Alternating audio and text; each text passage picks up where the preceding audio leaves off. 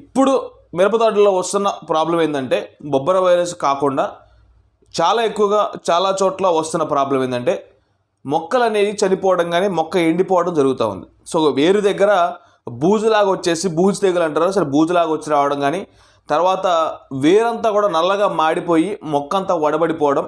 So ఆ మొక్క నుంచి వేరే మొక్కకి అట్లా పాక్కుండా వెళ్ళిపోతూ ఉంది. సో దీన్ని వేరుకులుడు అంటాం, లేదంటే మనకి బూజు తెగులు అంటాం, తర్వాత ఫంగస్ ప్రాబ్లం, బ్యాక్టీరియా ప్రాబ్లం అంటాం. ఇది దేనికి వస్తుందని చెప్పేసి మన అందరికీ తెలిసిన విషయమే. తడి ఎక్కువైనా వస్తుంది, దాంతోపాటు లేదంటే మనకి ఒకసారి వాతావరణ పరిస్థితుల్లో వేడి ఎక్కువైనా కానీ ఆ రెండు ప్రాబ్లమ్స్ అనేవి ఉంటాయి.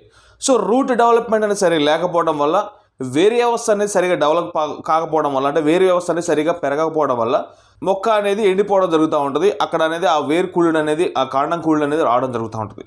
సో ఈ కాండం కుళ్ళుడు కానీ, లేదంటే మనకి ఆ వేరు కుళ్ళుడు కానీ, లేదంటే మనకి బూజు తెగులు కానీ, ఆ ఫంగస్ ప్రాబ్లానికి